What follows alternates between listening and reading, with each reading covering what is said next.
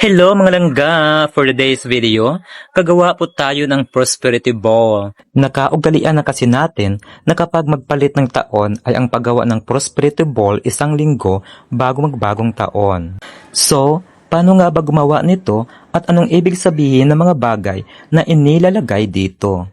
Una at ang pinaka-importanteng kailangan natin sa paggawa ng Prosperity Ball ay ang glass ball or kahit perong design pero mas maganda ay yung transparent ball. Next ay bigas. Ito ay nagre-represent ang magandang kalusugan at kasaganaan. 12 gold coins, nang ibig sabihin ay magandang kapalaran, kasaganaan at kayamanan. 7 paper bills, na nagre-represent naman ng kasaganaan sa pera. 7 piraso para sa 7 araw sa isang linggo. Kahit anong paper bills ay pwede. Ang pau na lalagyan ng pera sa loob. Ang ibig sabihin nito ay prosperity and good wealth.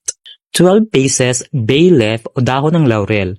Ito ay para sa proteksyon sa buong taon, nakaka-attract din ito ng tagumpay at kasaganaan. 12 pieces na itlog. Ito ay nagre-represent ng 12 months sa isang taon. Ibig sabihin din ito ay kasaganaan at kayamanan. Isang lucky round fruit, kahit anong klase na round, pero mas preferred itong orange kasi ibig sabihin nito ay money o pera. I-roll natin yung lahat na paper bill at talian ng pulang ribbon.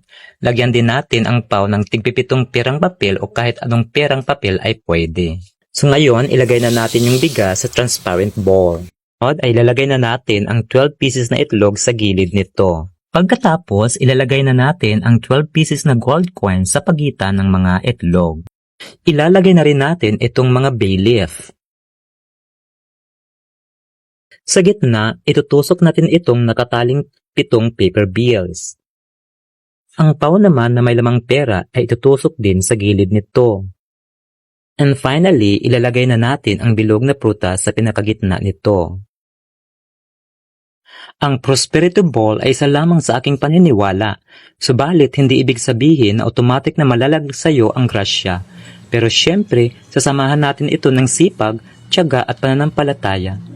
Alam kong hindi ito para sa lahat, pero wala namang mawawala.